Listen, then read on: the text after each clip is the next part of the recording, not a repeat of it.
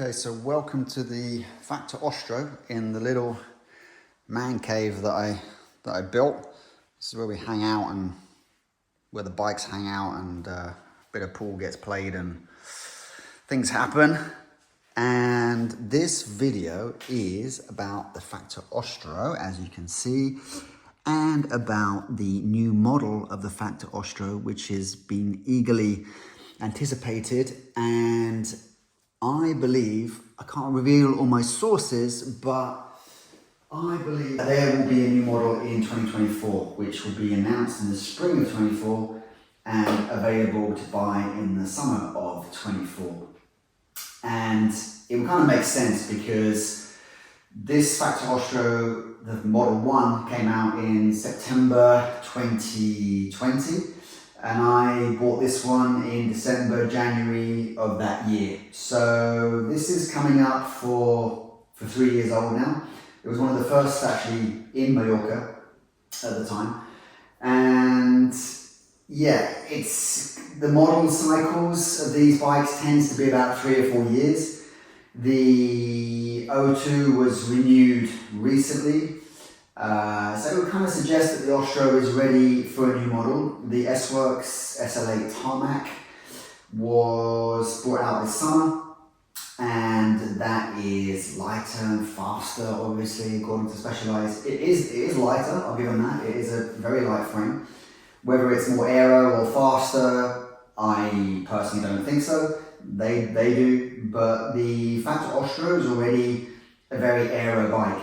You know, it has very nicely camtailed teardrop down tube here. You have a nice aero seat tube and seat posts, aero seat stays. The fork is nice and deep. And aero, this whole area, transition area around here is very nice and clean. So it is already a very aero bike, which begs the question, what would they do to improve it? Because I think the computers these days have kind of iterated these bikes to the maximum, and there's not really a great deal more you can do.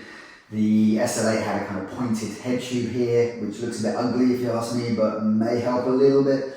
But yeah, I don't see any massive changes. They would, I think, make it a little bit lighter so as not to be heavier to compete with the SL8. This is already a light frame. This was 825 grams. I think the SL8s are knocking low 700s, which is excellent. So yeah, that's where they could go, and they would probably also address some of the problems that this bike had. In the first few months when I had it, I had lots of issues with the head tube. The headset was coming loose all the time. That was fixed fairly quickly with a new fork actually and various different spaces here. So that's been good ever since. I know a lot of people have had issues with the seat post slipping. Personally, I was always fine. I never had any problems, but there seems to have been a bit of quality control issues with the gap between the post and the frame. They tried a few fixes. They also upped the fixing torque to 8 Newton meters, which strikes me as being a little bit of a bodge. I wouldn't want to tighten it to 8 Newton meters personally. So I guess they're going to address that as well. I've always had on and off creaking from the bottom bracket. I've tried just about everything. I've changed the bearings. The ceramic speed bearings don't last that long. Don't believe the hype. They cost a fortune, and I don't know any better than anything else really. I've now got some rotor hybrid ceramic bearings in there. I have Loctited the blue cups in here. It's regularly greased. At the moment it's not too bad, but under low cadence, high torque situations it does creak a bit.